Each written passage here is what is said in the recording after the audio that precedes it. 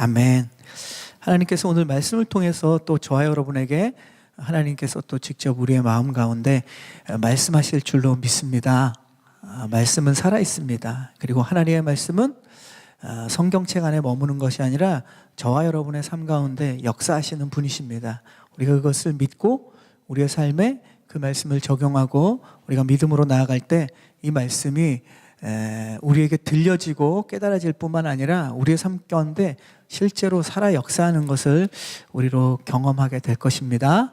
아멘. 우리가 오늘 말씀 볼 텐데 말씀 보기 전에 좀 기도를 했으면 좋겠어요. 지난주에 뭐 한국에도 다 알려지고 그렇게 됐는데 두 가지 큰 사건이 있었습니다. 뭐 캘리포니아 뭐 남쪽 캘리포니아뿐만 아니라 북쪽 캘리포니아에도 그렇고 특별히 이제 저희 교회와 가까운 인근 지역의 말리부 지역에 큰 산불이 났죠. 그래서 뭐 25만 명이 지금 대피 중에 있습니다. 저희 교회 성도님들 중에는 감사하게도 그런 어려움을 겪은 분들은 없지만 그래도 우리가 지금 보이진 않지만 저와 여러분이 만약에 내가 살던 집에 그 모든 것을 놔두고 지금 대피소에 있다고 생각하면 이것은 간단한 일이 아닙니다. 단지 우리가 직접 경험하고 있지 못하기 때문에 우리가 피부로 체감하지 못할 뿐이죠. 그러나 믿음의 사람은 이것을 우리의 기도 제목으로 붙잡는 것이 하나님이 하나님의 자녀들에게 주시는 거룩한 부담감인 줄로 믿습니다. 지금 뭐 남가주만 해도 11명의 사망자와 뭐 지금 뭐 25만 명이 대피해 있고 또 많은 집들이 불탄 것을 여러분이 매스컴을 통해서 다 보셨을 겁니다. 그들에게 하나님의 위로가 있기를 소망하고요. 또 한 가지는 그 중에서도 저희 교회에 우리 청년들 중에도 이제 페퍼다인을 다니는 몇몇 학생들이 있고 그런데 그죠 페퍼다인이 학교 앞까지 산불이 왔는데 다행히 학교에는 불이 안 번진 것 같아요. 저희 성도님들 중에도 우리 정화자매님도 거기서 이제 의료진으로 학교에서 일하고 계신데 아주 어려움을 많이 겪었습니다. 감사하게도 하나님께서 불이 이제 거기까지 번지지 않도록 잘 도와주셨는데 그래도 여전히 많은 사람들이 지금 피해 가운데 있죠. 또 한 가지는 사우스녹스에서 총기 사고를 지난주에 들으셨을 겁니다. 이것이 지금 같이 일어났는데 또 그때 뭐 컨츄리 칼리지 데이인가 그래서 학생들이 거기에 또 그 뭐 바앤 그릴인가 거기에 좀 많이 있었다고 해요. 그래서 12명 13명이 사망했네요. 그리고 25명 이상이 지금 부상당했는데 그 중에 또 한 명은 페퍼다인 학생이에요. 페퍼다인이 크리스찬 학교지 않습니까? 그래서 계속 우리가 뭐 올해도 보면 지금 큰 총기 사고가 2건이나 일어나고 뭐 다른 것도 하면 많은 총기 사고가 일어나는데 이게 총기 사고가 일어남에도 불구하고 아무런 바뀌지 않는 이유는 다 인간의 탐욕과 이익이 연결되어 있는 것 아닙니까? 그죠? 저희가 얘기를 잘 안 하고 있어서 그렇지 다 알고 있는 사실이죠. 이번에 근데 뭐 개인적으로 저는 감사한 것은 그 총기를 계속 지지하고 있던 20명의 하원 의원들이 다 탈락했다고 합니다.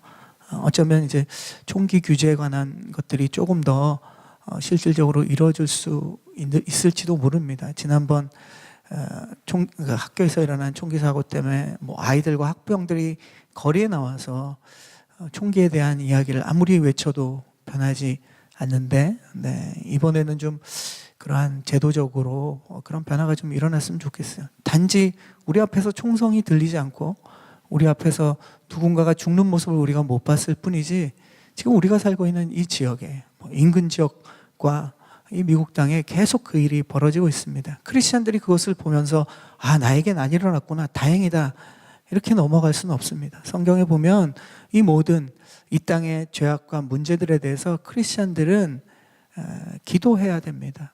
하나님은 어떻게 이 땅을 고치시느냐? 하나님은 하나님의 백성이 겸비해서 기도할 때 그 땅을 고치겠다고 이야기합니다.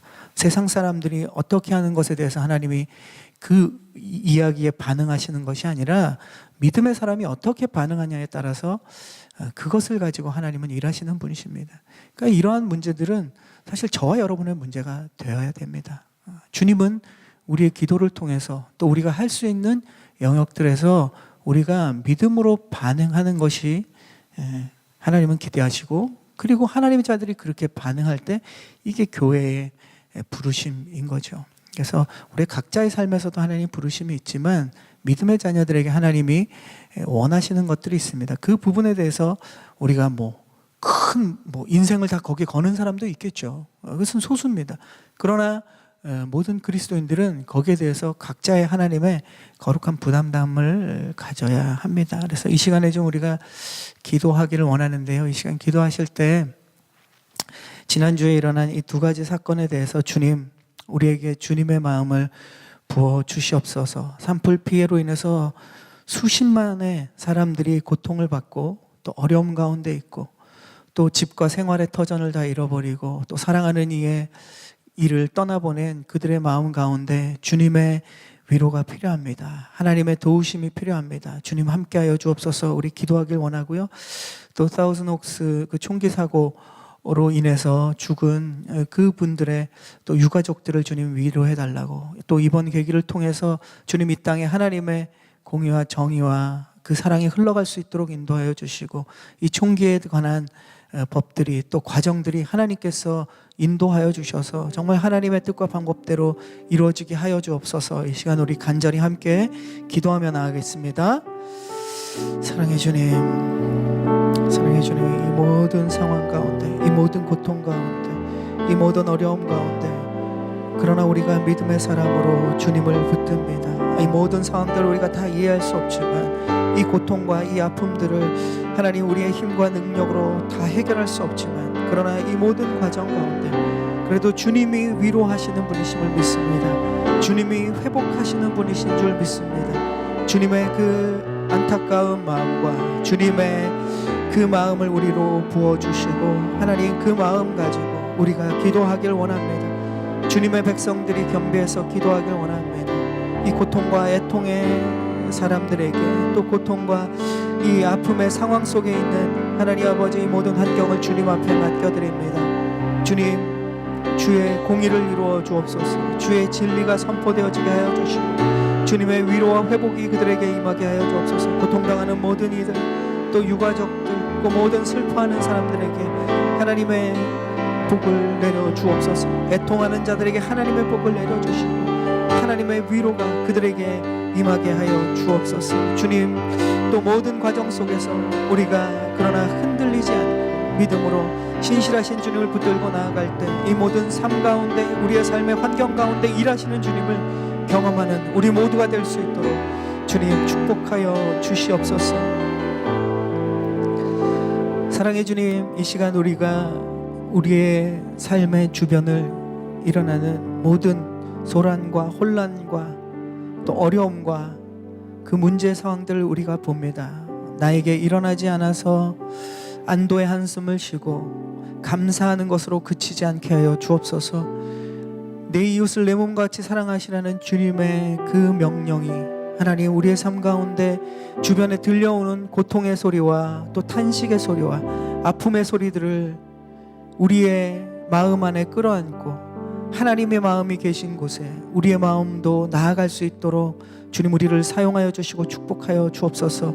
우리로 기독해 하시고 또 우리 주변에 도울 수 있는 것들을 돕는 진정한 그리스도 예수를 닮은 그리스도인으로 우리를 인도하여 주옵소서. 특별히 이 산불로 인해서 수십만의 집을 잃고 삶의 터전을 잃고 탄식하고 아파하는 자들, 또 그리고 총기 사고로 인해서 사랑하는 이들을 떠나보낸 그 유가족들의 마음 가운데 주님 함께하여 주옵소서. 애통하는 자들에게 주님의 위로를 부어주시고 하나님 그들 가운데 보통 때에 하나님을 믿지 않고 또 하나님을 알지 못하고 지내다가 또 고통과 이 아픔이 찾아올 때 신이 어디 있냐고 묻고 세상에 구원이 어디 있냐고 질문하고 애통해하는 이들에게 하나님의 아파하심과 또 하나님의 함께 하심이 그들에게 흘러갈 수 있도록 주님 일하여 주옵소서.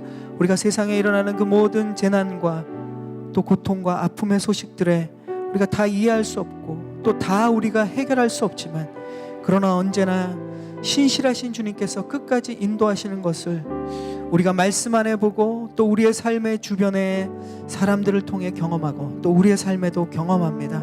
이러한 소식들 안에서 끊임없이 우리가 주님을 구하고 주님을 찾고 주님의 위로로 회복되고 또 위로하는 하나님의 거룩한 자녀로 인도하여 주옵소서. 모든 것 주 앞에 올려드리고 귀하신 우리 주 예수님의 이름으로 기도합니다.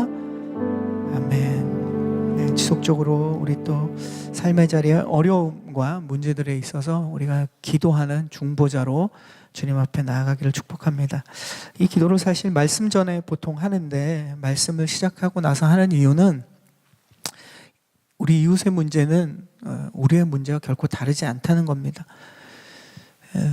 나에게 일어나지 않았을 뿐이지 언제든 우리에게 일어날 수 있는 문제예요. 그래서 믿음의 사람은 이웃의 문제를 우리의 문제로, 너의 문제를 나의 문제로 끌어안을 때 진정한 능력이 나타나고 우리 안에서 예수가 발견되어지는 겁니다.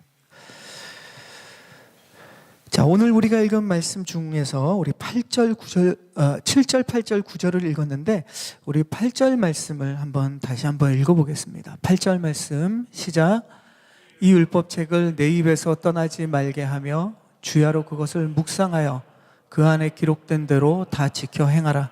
그리하면 내 길이 평탄하게 될 것이며 내가 형통하리라. 자, 여기 8절의 마지막에 보면 참 좋아하는 거죠. 세상 사람들도 너무 좋아하고 그리스도인들도 너무 좋아하는 내용이 나옵니다. 내 길이 번창하고 성공하게 될 것이다. 수많은 세상의 사람들이 성공하는 비결을 이야기하죠. 번창하게 되는 이야기를 하죠. 책들도 보면 성공하는 법에 대한 책들이 얼마나 많습니까? 특히 한국 그 서적들 보면 베스트 1위부터 10위까지 하면 마음이 성공하는 것보다 내 인생에 대박 나는 책들이 베스트 10 안에 굉장히 많이 들어있는 것을 봅니다. 다른 나라는 잘 모르겠습니다만은 우리 이 나라 사람들 가운데도 그러한 성공에 대한 이 삶의 생활에 이 번창하는 것에 대해서 관심이 많다는 것은 부인할 수 없습니다. 교회를 다니는 그리스도인들도 거기에서 이렇게 자유로운 분들은 거의 없죠. 내 길이 번창하고 성공하게 될 것이다. 근데 하나님이 지금 약속하세요. 너무도 기쁘죠. 근데 저희 교회 성도님들은 다 아시겠지만 우리가 성공에 대해서 내 길이 번창한다는 것이 성경에서 얘기하는 진짜 성공이 무엇인가 우리는 말씀 안에서 자주 다뤄왔습니다. 하나님께서 우리의 번창과 성공은 세상의 성공, 그것이 우선되는 게 아닙니다. 세상에서 잘 먹고 잘 사는 것, 남들보다 돈 많이 버는 것, 남들보다 높은 곳에 가는 것, 이것이 하나님이 주시는 성공이다라고 생각한다면 성경으로부터 온 것이 아니라 우리의 세상 경험으로부터 와서 그것을 가지고 성경을 보기 때문에 잘못 보고 있는 거죠. 그럼 세상 성공은 하나님이 얘기하는 성공과 무관하냐? 그렇지는 않습니다. 그러나 그 세상 성공이 하나님이 말씀하시는 성공과 똑같지 않다는 것을 알아야 합니다. 왜냐? 하나님이 그렇게 말씀하시거든요. 수많은 사건들을, 성경의 사건들을 통해서 단지 내가 근데 그 사건보다 보고 싶어하는 얻고 싶어하는 것이 있기 때문에 특별한 사건만을 우리가 우리의 삶에 적용하기 때문에 우리가 어떻게 보면 착각하고 살아가는 거죠.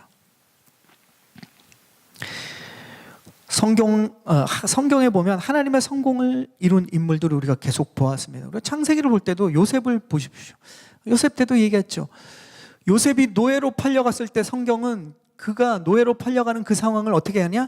실패다라고 얘기하지 않고 형통했다라고 합니다. 영어로 success라는 단어를 써요. 우리말로 다시 번역하면 어떻습니까? 요셉이 노예로 팔려간 게 성공했다라는 거죠. 그게 무슨 성공입니까? 또 요셉이 열심히 살았는데, 정직하게 살았는데, 성실하게 살았는데 오해를 뒤집어 쓰고 누명을 뒤집어 써서 지하 감옥에 갔어요.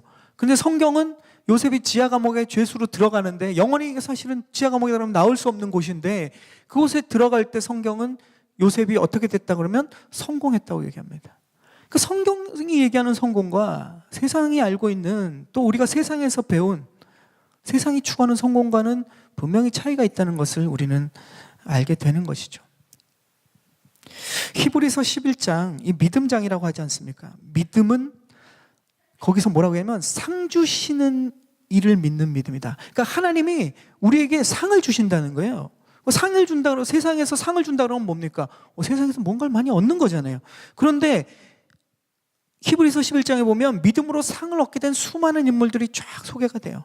근데 그 사람들 중에는 세상의 성공과 하나님의 성공을 함께 이룬 사람도 있습니다. 그런데 대부분은 보면 세상의 성공과 별개인 사람들이 굉장히 많아요. 수많은 사람들이 세상에서 때로는 고통을 당하는 것 같고 세상에서 때로는 실패한 것처럼 보이는 사람인데 히브리서 11장에 뭐라고 얘기하냐? 이들이 하나님의 상을 받은 사람이다. 하나님의 성공을 이룬 사람이다라고 얘기하는 거예요. 어떤 분들에게는 이게 달갑지 않을 수도 있어요. 그러나 하나님은 분명히 그렇게 말씀하고 계시는 거죠. 하나님의 상을 얻은 진짜 성공한 사람들은 분명히 성경이 얘기하는 것은 차이가 있다라는 거예요. 거기에서 하나님의 상을 얻는 자들이 쫙 이름이 등장하는데 다윗이 나옵니다. 당연히 성공을 이루고 하나님의 상을 얻은 자죠. 그런데 바로 그 아들, 우리가 자녀들을 위해서 기도할 때 항상 빠지지 않는 인물, 솔로몬이 빠져 있습니다. 물론 거기에 보면 이렇게 얘기했죠. 다 사람들을 언급할 수 없다. 너무 많으니까 그러한 하나님의 성공을 이룬 사람들. 그런데 다윗이 나오면서 바로 뒤에 솔로몬이 생략돼 있는 것은, 빠져 있는 것은 우리에게 시사하는 바가 큽니다. 우리가 지금 여러분 큐티를 함께 하고 있죠. 생명의 삶으로. 어디를 하고 있습니까? 네, 다 알고 계신데 얘기 안 하시는 거죠? 네, 역대하를 우리가 하고 있지 않습니까? 역대상과 역대하는 바로 다윗과 솔로몬 그리고 이어지는 왕들의 이야기입니다. 다윗과 솔로몬을 보면 거기에 역대상하에 보면 둘 다 똑같이 이스라엘을 40년간 다스렸어요. 둘 다 똑같이 40년을 다스렸던 사람입니다. 둘 다 하나님 앞에 시작할 때는 믿음으로 겸손히 시작한 사람들이에요. 똑같습니다. 다윗은 어떻게 시작했습니까? 그가 왕이 되고 하나님이 이스라엘 백성들을 다 그에게 맡겼을 때 이 자신이 가진 왕권과 힘과 권력과 또 재물과 명예와 이스라엘 이 백성, 나에게 맡겨주신 이 백성을, 이 나라를 내 거라고 하지 않고 하나님의 것이라고 바로 고백하면서 그의 삶을 왕의 시작을 합니다. 그 증거가 뭐냐? 다윗이 왕이 되자마자 한 일이 뭡니까? 하나님의 언약궤를 가져다가 다윗 성에 둔다는 거예요. 이것은 모든 백성이 보는 앞에서 그 행동을 하는데 이것은 무엇입니까? 하나님이 나에게 이 모든 것을 주셨지만 이게 내 게 아니라 하나님의 것이라는 거죠. 이 다윗이 거하는 다윗 성도, 하나님이신 이 왕권도 그리고 이스라엘 이 전체도 하나님의 것입니다. 그래서 하나님의 임재를 이스라엘의 중심에, 다윗성 중심에 두는 거예요. 자, 솔로몬도 마찬가지입니다. 시작은 굉장히 믿음으로 시작했어요. 어떻게 시작하느냐? 그가 사실은 제일 큰 왕자가 아니잖아요. 그 외에 형들과 그리고 자신의 어머니는 첫째 부인이 아니지 않습니까? 한참 왕자들이 많았어요. 그런데 하나님이 솔로몬을 왕으로 세우셨습니다. 그리고 그 모든 위기에서 나라를 든든히 해주셨어요. 그 솔로몬이 어떻게 하느냐? 바로 처음에 하나님께 1,000마리의 번제를 드립니다. 제사를 드리면서 하나님께 이 모든 것에 대한 감사의 고백을 해요. 하나님이 기뻐서 밤에 솔로몬에게 나타났습니다. 그리고 모든 네 소원을 다 들어줄게. 마치 우리가 옛날 동화처럼, 그죠? 요술 이런 것처럼 다 들어줄게. 하나님이 원조는 하나님이세요. 다 들어줄게. 솔로몬이 뭘 구합니까? 우리가 잘 아는 것처럼 지혜를 구했어요. 정확히 얘기하면 그냥 지혜가 아니라 하나님의 지혜입니다. 세상 지혜를 구한 게, 솔로몬이 구한 지혜는 하나님의 지혜를 구했기 때문에 하나님이 너무 감동을 하신 거예요. 세상 지혜를 구했으면 하나님이 그렇게 막 기뻐서 흥분하시지 않았어요. 거기 보면 솔로몬이 하나님의 지혜를 구했기 때문에 하나님이 너무 기뻐하셔서 어떻게 반응하시냐? 네가 세상의 부와 재물과 명예도 구하지 않고 원수의 대적을 제거해달라는 소원도 구하지 않고 하나님의 지혜, 나의 지혜를 구했기 때문에 네가 구하지 않은 모든 것도 다 주겠다. 하나님이 왜 이렇게 약간 진짜 오버하시는 것처럼 너무 기뻐하시는 게 아닌가? 이유는 무엇인가 하면 솔로몬이 하나님의 지혜를 구한 것이 바로 이 모든 것이 하나님의 것이라는 것을 고백하는 겁니다. 내 백성이면 세상의 지혜로 다스리는 거예요. 내 백성이면 솔로몬이 자신의 경험으로 다스리면 되는 거예요. 자신이 가지고 있는 권력과 힘으로 다 다스리면 되는 거예요. 그런데 이 백성을 보니까 내 백성이 아닌 거예요. 하나님의 백성인 겁니다. 그러니까 내 지혜와 내 경험으로 다스린 것이 아니라 하나님의 백성이기 때문에 하나님의 지혜로 다스리겠다고 고백하는 거죠. 그러니까 하나님이 그것을 너무 기쁘게 받으셨어요. 솔로몬은 엄청난 눈에 보이는 축복과 보이지 않는 축복을 받은 거죠. 그게 지난주에 우리가 역대하에 지금 이 큐티하고 있는 말씀이에요. 그가 인생에서 하나님의 그 약속의 축복들을 누리는 이야기들이 쭉 나옵니다. 자, 시작은 솔로몬과 다윗은 하나님의 뜻을 향해 다시 말해서 오늘 말씀과 이어보면 성공을 향해서 시작했어요. 방향은 아주 좋았습니다. 하나님이신 성공을 향해 달려간 거예요. 하나님의 뜻과 계획을 구하면서 달려갔죠. 그런데 인생의 마지막은 정반대입니다. 솔로몬의 인생이 행복한 인생이 아니라는 건 아실 거예요. 그러나 뿐만 아니라 솔로몬의 인생의 마지막은 실패한 인생입니다. 우리가 그것을 잘 잊고 지내는 것 같아요. 솔로몬처럼 되고 싶어 하는데 특히 자녀들이 솔로몬처럼 되고 싶어 할 때 잘 기도하셔야 됩니다. 솔로몬처럼 되게 해주세요. 그러면 인생 마지막에 쫑나는 걸로 기도하는 거예요, 여러분. 착각하시면 안 됩니다. 솔로몬의 인생의 마지막은 실패한 인생입니다. 성경이 분명히 그것을 우리가 그냥 그럴 것이다가 아니라 성경은 분명하게 그 얘기를 하고 있습니다. 솔로몬은 실패한 사람입니다. 우리는 솔로몬이 누린 영화 때문에 그를 성공한 사람이라고 보고 싶은 거예요. 왜냐하면 우리가 세상의 성공을 누리고 싶기 때문에 그런 거예요. 다윗 먼저 보면 역대상의 마지막에 그가 죽을 때 이렇게 합니다. 모든 백성을 다 모아놔요. 다윗은. 그러면서 이렇게 얘기합니다. 내가 인생을 다 살았는데 이제까지 모든 것이 하나님의 은혜다. 다 하나님의 것이다. 백성들에게 합니다. 너희도 고백해라. 그리고 내가 하나님을 찬양한다. 너희도 그렇게 찬양해라. 그리고 믿음의 유산을 남기고 다윗은 떠납니다. 그 사건이 역대상 마지막에 다 기록되어 있어요. 그런데 우리가 지난주에 역대하를 보면 어떻습니까? 솔로몬이 죽을 때 어떻게 됩니까? 그런 얘기가 하나도 없어요. 있었는데 빠지지 않았을까? 그런 생각을 하는 사람들을 위해서 어떻게든 좀 한번 해보려는 사람들을 위해서 똑같은 사건에 대해서 솔로몬의 죽음에 대해서 그의 인생의 마지막에 대해서 11기에 아주 자세하게 이야기를 써놨습니다. 솔로몬은 하나님이신 지혜로 그가 구하지 않은 하나님의 뜻대로 하나님의 계획대로 성공을 향해 하나님이 주시는 진짜 성공을 향해 달려가려고 했을 때 하나님이 그가 구하지 않은 축복들도 다 주셨어요. 그리고 약속을 다 이루어 주셨어요.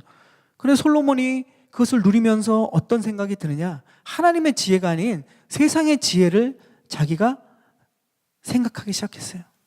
내가 이 누리는 것을 자꾸 누리다 보니까 세상에 누리는 것, 하나님으로부터 받은 건 맞는데 이것을 내가 누리기 위해서 어떻게 해야 될까?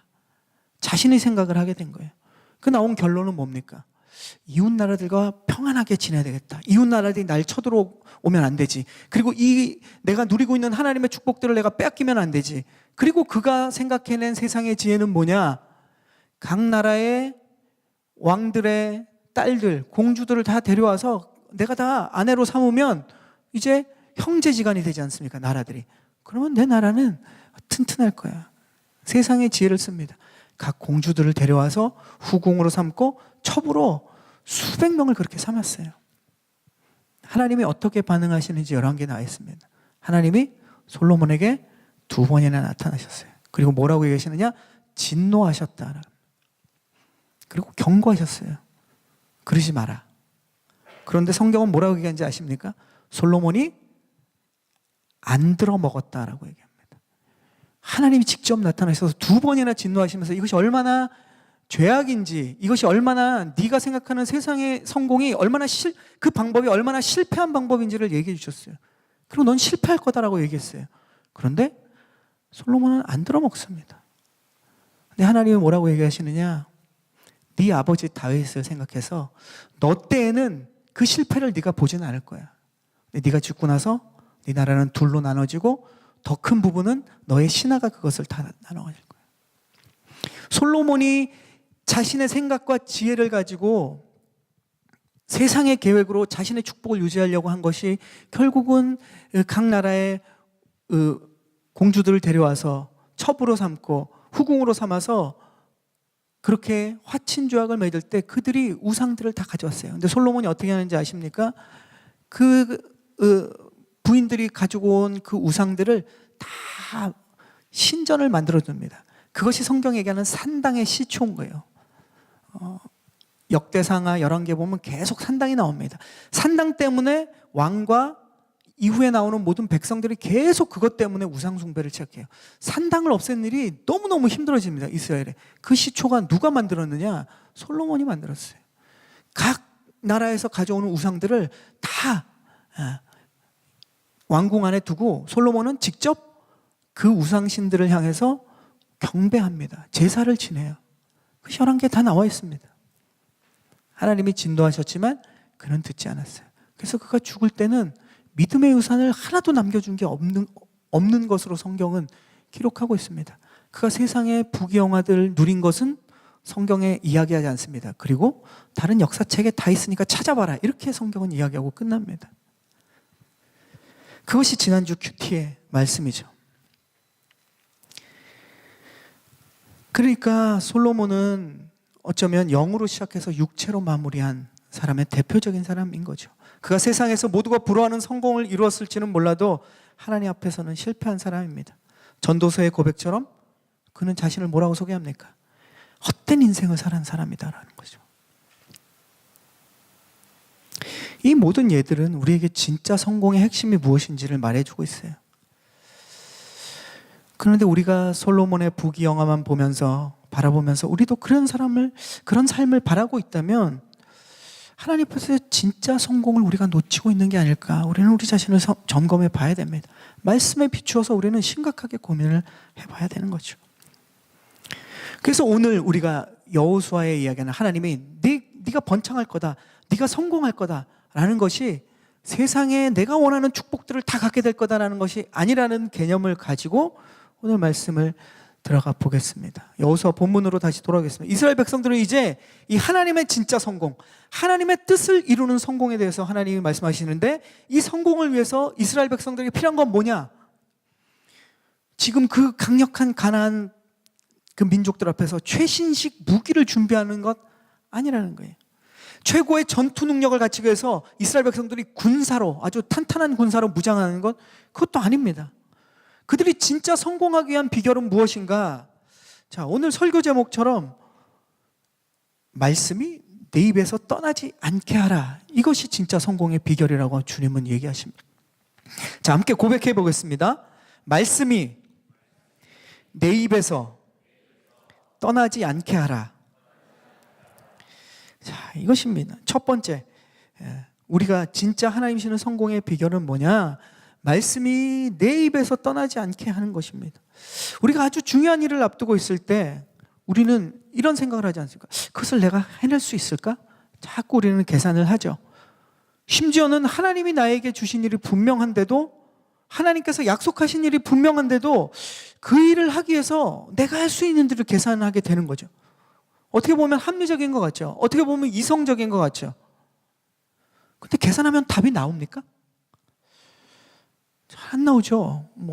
저도 안 나와요. 여러분 나오시는 분이 있는지 모르겠지만 내 머릿속으로 계산해서 이것을 해낼 수 있을까 생각하면 대부분은 답이 나오지 않습니다. 우리가 계산할 때 답이 안 나오니까 어떻게 됩니까?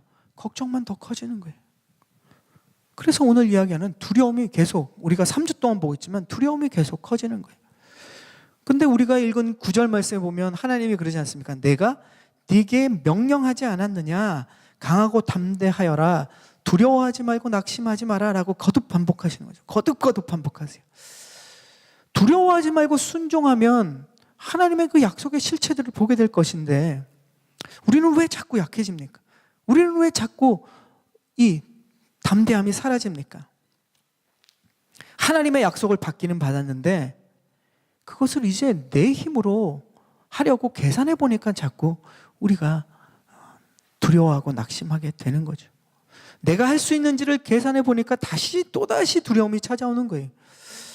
처음에는 우리가 무엇을 해야 될지를 몰랐다면, 하나님께서 이제 우리에게 무엇을 해야 되는지 알려주시면 그 다음에는 나아가면 되는데, 이제 우리가 이런 생각을 하는 거죠. 그럼 그것을 어떻게 해야 하지? 우리의 머리로 생각하니까 다시 두려움이 찾아오는 겁니다. 어떻게 해야 할지 그 방법을 우리의 머리에서 나오는 것이 아니죠. 오늘 말씀처럼 하나님의 말씀을 붙들 때, 우리를 인도하신 하나님을 신뢰하고 경험하며 나아갈 때, 그때 우리 안에서 그 방법도 하나님 안에서 이 말씀을 통해서 찾게 되는 겁니다. 입에서 떠나지 않게 하라라고 얘기하시죠. 입에서 떠나지 않게 하는 방법 뭐가 있겠습니까? 말씀이 내 입에서 떠나지 않게 하려면 읽는 수밖에 없어요. 안 읽고 나서, 내가 말씀을 안 읽으면서 말씀이 내 입에서 떠나지 않게 하는 방법은 없습니다. 읽지 않았는데 어떻게 내 입에 그 말씀이 있겠습니까? 말씀은 읽어야 되는 거예요. 읽어야 해서 읽어야 되는 것이 아니라 이 말씀 안에 하나님이 주시는 이 하나님의 성공, 하나님의 형통의 비결이 있기 때문에 그렇습니다. 말씀을 자주 읽어야 된다. 그러려면 성경을 가지고 다녀야죠. 성경을 눈에 보이는 곳에 여러 곳에 둬야죠. 여러분, 성경 하나만 갖고 계시지 마십시오. 예전에도 한번 얘기했는데, 여러분의 책상 위에도 두세요. 거실에도 하나 두십시오. 회사 사무실에도 하나 두세요. 아니, 성경이 그렇게, 하나님의 말씀은 하나인데 성경을 여러 군데 두면 어떻게 합니까? 네.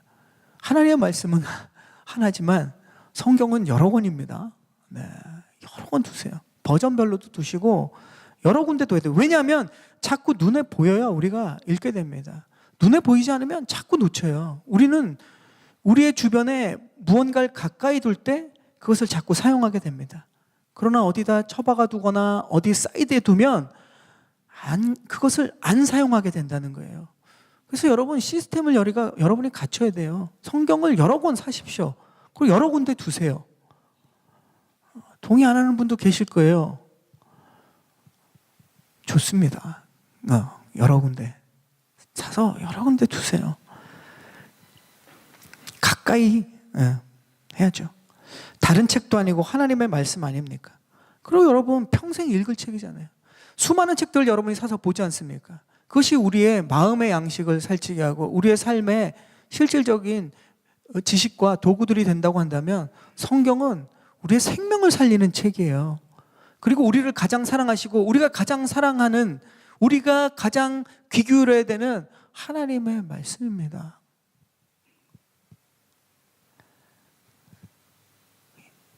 여러 권 사시고 주위에 신앙생활 하는 분들에게도 선물하십시오.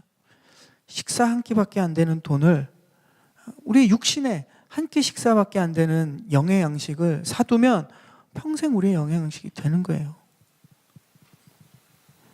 주변 분들에게 선물하십시오. 그리고 요즘 스마트 시대니까 저희는 성경을 꼭 가지고 다니라, 사실 이런 마음이 굴뚝 같지만 구세대일 수도 있고, 또 이 스마트폰을 가지고도 충분히 말씀을 읽을 수 있는 세대이기 때문에, 자, 성경을 많이 사시고, 또 여러분 다 스마트폰 갖고 계시잖아요. 여러 가지 어플 깔아 놓으셨잖아요. 페이스북 이런 거, 그죠? 트위터 깔아 놓으셨잖아요. 하루에 한 번씩 보시는 분들도 하루에 한 번 이상, 수없이 보시는 분들도 있잖아요. 톡 이런 거 계속 보잖아요. 성경 어플 깔려 있습니까? 제일 앞에 있어요? 하루에 드라마, 아니면 이 스마트폰에 인터넷 그런 거 30분, 1시간 이상씩 하면서, 그거 스마트폰을 그냥 열면서 성경 어플을 열고 하나님 말씀을 몇 분 정도 여러분 보고 계십니까? 제가 어플 선전하러 온 사람 아닙니다. 어플 다 공짜예요. 우리말 성경 어플 깔려 있습니까? 공짜예요. 저희가 금요일도 하지만 드라마 성경 어플 깔려 있습니까? 드라마 성경은 개역 개정으로 돼 있는데 너무 좋아요. 다 제가 홍보하는 게 아니라 그 단체에서 무료로 해서 유명한 배우들, 뭐 영화배우, 성우들 다 나와가지고 다 그냥 무료로 다 해서 66권을 다 틀기만 하면 아주 다이나믹하고 마치 그 무슨 영화를 보는 것처럼 화면은 안 보이지만 소리가 다 녹음해서 들려줘요. 아니 이렇게 하나님이 다 준비해 주셔서 우리에게 그냥 무료로 팍팍 뿌리고 계시는데 그럼 왜 사용 안 하십니까? 이것이 우리를 살리는 말인데, 살리는 능력인데. 그리고 오늘 말씀처럼 우리가 진짜 성공하고 형통하는 것인데 잔소리가 되면 안 됩니다. 이것은 이런 얘기를 안 하는 게 제일 좋은 거예요. 왜냐하면 다 그렇게 하고 있으면 할 필요가 없잖아요. 많은 사람들이 안 하고 있기 때문에 자꾸 제가 이거 뭐 처음 좀 강조해서 얘기하는 것 같은데 다시는 강조 안 했으면 좋겠어요. 막 다니면 목사님이 요즘 성경 잘 안 읽으시는 것 같아요. 뭐 스마트폰에 어플에 목사님 요즘 뭐 성경 몇 번 펴보세요. 막 오히려 저한테 역으로 질문하고 다니면 좋을 것 같아요. 그런 시절이 오기를 기대합니다. 여러분 오늘 이 말씀처럼 내 입에서 떠나지 않게 하는 하나님의 말씀을 내 입에 떠나지 않도록 여러분 성경을 날마다 읽기를 축복합니다. 아멘. 다 이해되기 때문에 읽는 게 아니에요. 읽으면 우리의 삶에서 그것이 이해되게 하십니다. 하나님이. 그러니까 읽다가 이해가 안 되니까 이해가 안 돼서 이해될 때까지 나중에 읽어야지. 그럼 평생 이해 안 돼요. 이해 안 돼도 읽으면 그 말씀이 우리의 삶에 어떻게 적용되는지는 하나님이 이해시켜 주십니다. 이것이 성경의 놀라운 비밀이에요. 그래서 뭐 대학 교수들만 성경을 읽으면 제대로 이해가 되고 신학자들만 제대로 읽으면 이해가 되고 목회자들만 제대로 이해가 되는 게 아니에요. 초등학교밖에 안 나오셔도 밭을 가는 그러한 할머니도 할아버지도 성경을 읽으면 이것이 문자적으로 이해 안 되지만 삶 속에서 그것이 이해된다는 거예요. 이것이 성경의 놀라운 비밀입니다. 네, 여기까지 해야죠. 하나님의 말씀을 여러분의 입에서 떠나지 않기를 축복합니다. 이것이 진짜 성공인 거예요. 또 8절에 보면 그 뒤에 있습니다. 내 입에서 떠나지 말게 하고 또 어떻게 해야 진짜 성공을 하는지 자 고백해 보겠습니다. 뒤에 이어지는 말씀이 뭐냐면 말씀을 자 따라해 보겠습니다. 말씀을 밤낮으로 저만 있나 본데요. 묵상하라. 네, 밤낮으로가 없네요. 말씀을 개역 개정에는 주야로 이렇게 나옵니다. 말씀을 밤낮으로 묵상하는 거예요. 여기서 묵상하라는 말의 원뜻은 나지막한 소리로 계속 고백하라는 거예요. 중얼중얼.